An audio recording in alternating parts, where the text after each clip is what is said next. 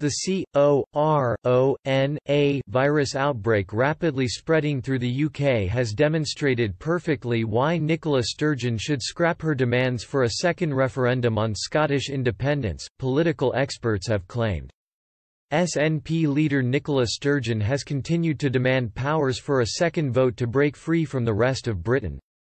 These calls have increased following Brexit on January 31, which Scotland's First Minister has happened against the will of the Scottish people, who voted by a margin of 63% to 37% to remain part of the European Union in 2016. This came a year after the country also voted against independence by 55% to 45%. Boris Johnson has refused to grant Holyrood the powers to push through a second referendum on independence, insisting he will honour the result from the first vote. But earlier this month Scotland's Constitutional Relations Secretary Mike Russell wrote to Cabinet Office Minister Michael Gove to tell him planning for another independence vote has been paused to focus on the unprecedented impact from coronavirus. Ms. Sturgeon and Mr. Johnson have so far put their differences aside and worked effectively on the coronavirus crisis in the UK, with the SNP leader throwing her full support behind the lockdown measures enforced by the Prime Minister earlier this week. Italy has continued to lash out at the EU, with Prime Minister Giuseppe Conte raging at his colleagues in the bloc after they failed to agree an economic rescue package to help his coronavirus-ravaged country. But political experts have claimed Scotland being able to work effectively with the rest of Britain and not having to rely on the EU's already stretched budget to bail them out demonstrates perfectly why Ms. Sturgeon. Patrick Sullivan, CEO of Parliament Street think tank, told Express, COVID-19 is clear evidence that the UK should be pulling together as one right now. This is not a time for petty party politics. But the SNP seem oblivious to the fact that, as a country with one of the highest debt-to-GDP ratios in Europe, they would be at much greater economic risk as an independent country. Scotland would be at a much higher risk than other Eurozone members as an independent nation trying to navigate itself through COVID-19. It would almost certainly mean that they lean on the EU for support, and Brussels will only provide such support if Scotland would be prepared to sign up warts and all to Eurozone membership.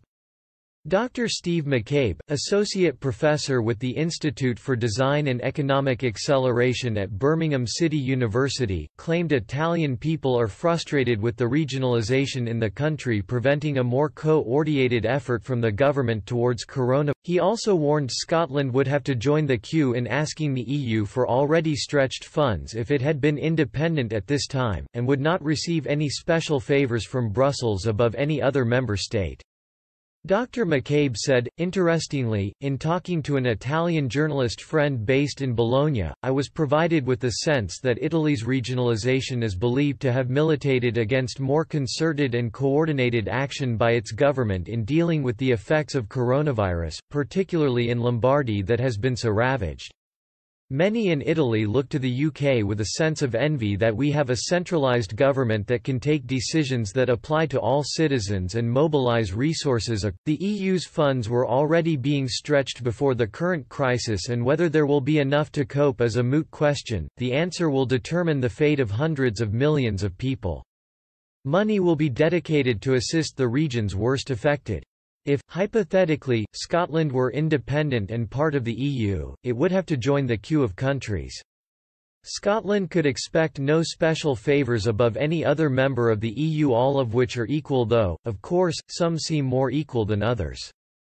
Wyn Grant, a political scientist and professor of politics at the University of Warwick, insisted effective cooperation is essential during the coronavirus crisis when there is a busy land border. He described the EU's response to the pandemic as lame, with member states having to manage on their own, a fate that Scotland could be faced with if it breaks from the UK.